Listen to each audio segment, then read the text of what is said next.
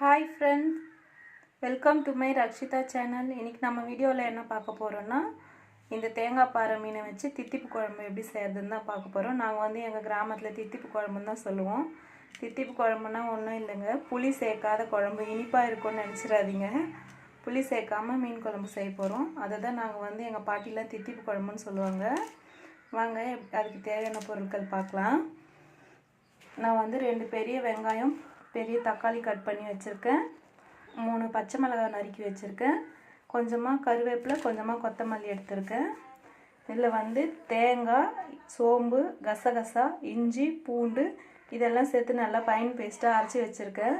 வாங்க இப்போ எப்படி செய்கிறதுன்னு பார்க்கலாம். இப்போ பாருங்கள், நான் ஸ்டவ் பற்ற வச்சு ஒரு பாத்திரம் வச்சு தேவையான அளவுக்கு எண்ணெய் ஊற்றிக்கிட்டேன். எண்ணெய் காஞ்சதும் கொஞ்சமாக கடுகு சேர்த்துக்கலாம்.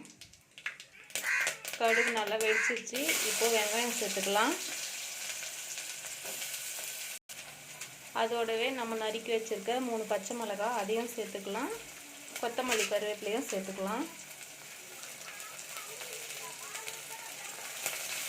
இந்த தித்திப்பு குழம்பு எல்லா மீனுமே செய்யக்கூடாதுங்க, ஒரு சில மீனில் மட்டும்தான் செய்யணும்.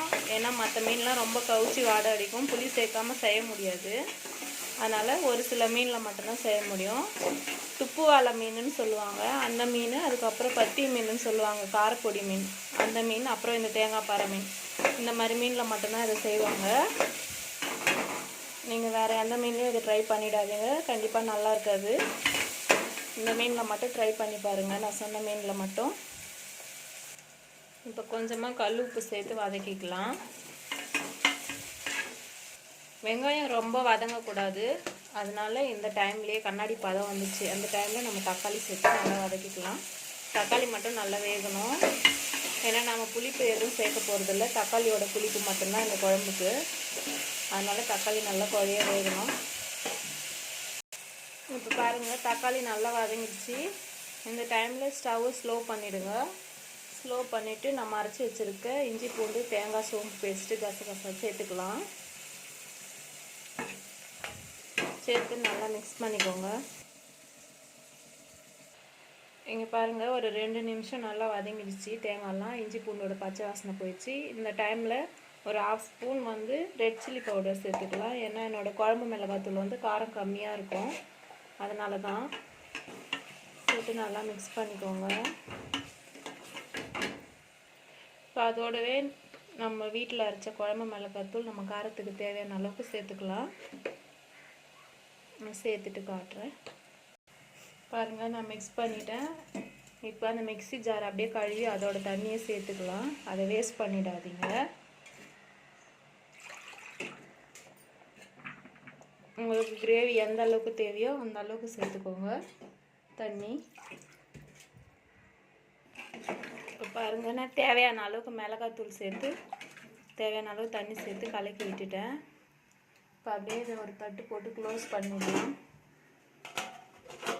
கொதிச்சதுக்கப்புறம் மீன் சேர்த்துக்கலாம்.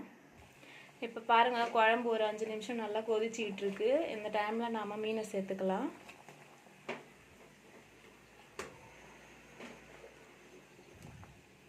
மீனை சேர்த்தாச்சு. ஒரு முறை லைட்டாக மிக்ஸ் பண்ணி விட்டுடுங்க. இந்த குழம்பு இந்த தித்திப்பு குழம்பு வந்து இட்லி, தோசை, சப்பாத்தி, சாதம் எல்லாத்துக்குமே ரொம்ப சூப்பரான சைட் டிஷ்ஷுங்க. ஒரு முறை நீங்கள் ட்ரை பண்ணி பாருங்கள். அப்புறம் எப்போவுமே இந்த மீன் கிடச்சா இப்படி தான் செஞ்சு பார்ப்பீங்க. குழம்பு காஞ்சதுக்கப்புறம் காட்டுறேன். பாருங்கள் ஃப்ரெண்ட்ஸ், மீன் சேர்த்து ஒரு 10 நிமிஷமாக குழம்பு நல்லா கொதிச்சிக்கிட்டு இருக்கு. மீனும் நல்லா வெந்துடுச்சு. அவ்வளோதாங்க, சூப்பரான சுவையான நம்ம தித்திப்பு குழம்பு ரெடி ஆயிடுச்சு. இப்போ கொஞ்சமாக கொத்தமல்லி தழை தூவி ஸ்டவ் ஆஃப் பண்ணிவிடுங்க. அப்படியே தட்டு போட்டு க்ளோஸ் பண்ணிவிடுங்க. இது ஒரு 1/4 மணி நேரம் கழித்து சர்வ் பண்ணுங்கள். அப்படி இருக்கும். இட்லி, தோசை எல்லாத்துக்குமே இது வந்து ரொம்ப சூப்பராக இருக்கும் டேஸ்ட்டு. நீங்களும் ஒரு முறை ட்ரை பண்ணி பாருங்கள்.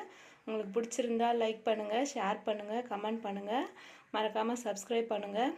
தேங்க்யூ ஃப்ரெண்ட்ஸ், பாய்.